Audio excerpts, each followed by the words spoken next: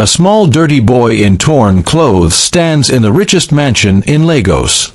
His hands shake as he touches the crying baby. 14 expensive doctors have failed.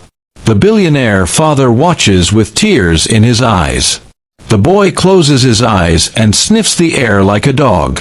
Then he walks to the corner of the room and moves a big toy box. There, he points at the wall.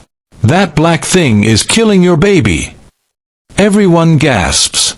What did this homeless boy find that 14 doctors missed? Before we continue this amazing story, please hit that subscribe button right now.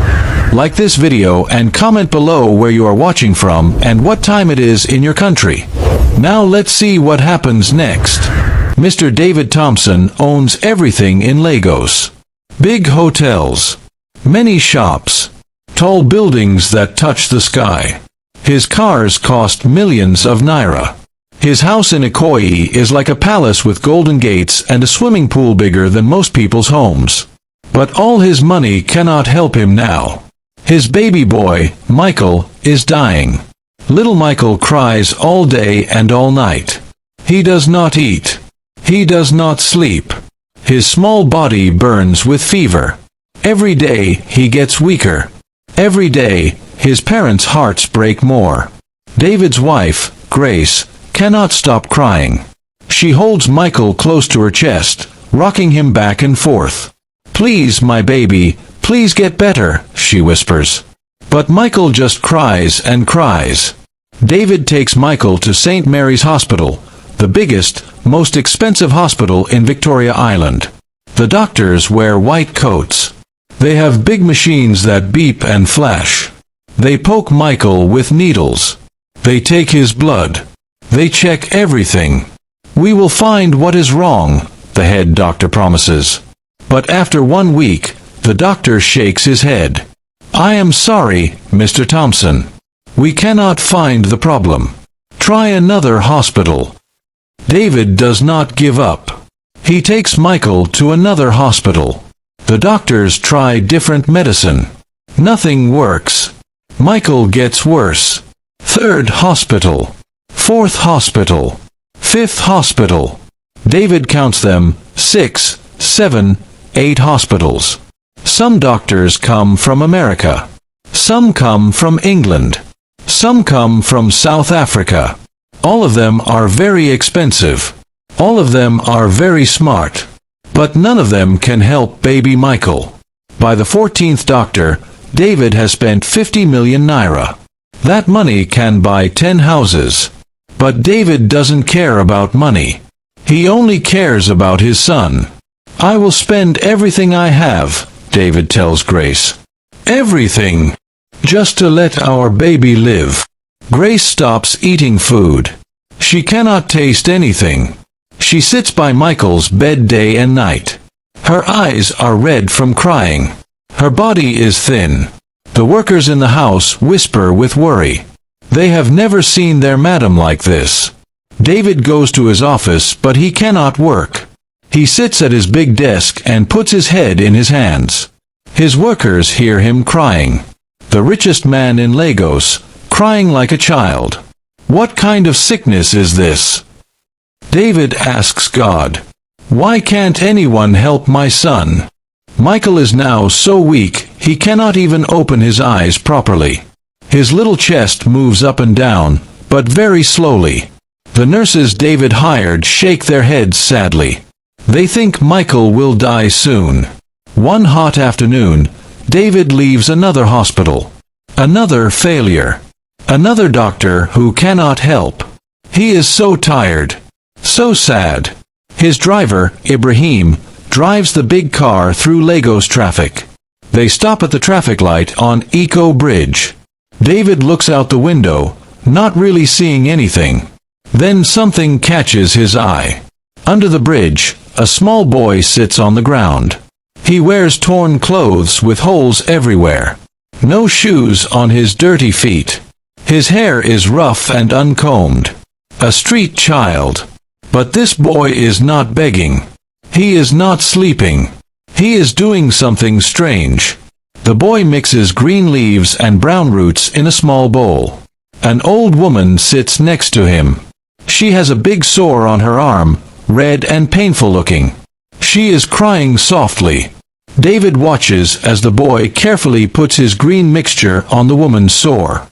The boy speaks to her gently, like a real doctor. After a few minutes, something amazing happens. The woman stops crying. She smiles. She touches the boy's head with her good hand, thanking him. "Stop the car," David tells Ibrahim suddenly. "Sir." Ibrahim is confused. "Here. On the bridge." "Yes." "Stop now."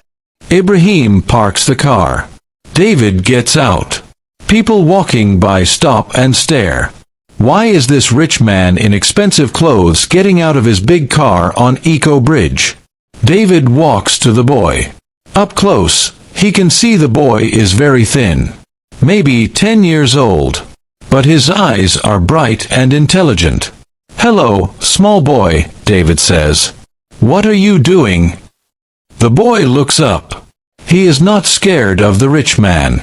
"Good afternoon, sir. I am helping this mama. She has pain, so I made medicine for her." "Medicine? From leaves?" David kneels down to see better. "Where did you learn this?"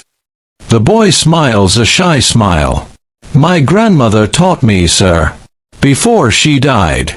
She was a great healer in our village.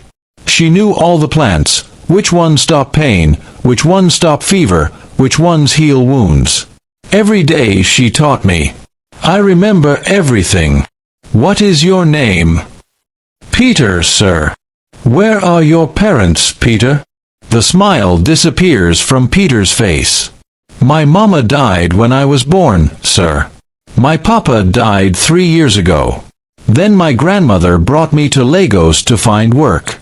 But she got sick and died too. I had nowhere to go, so I stayed on the streets. But I still remember everything grandmother taught me about healing."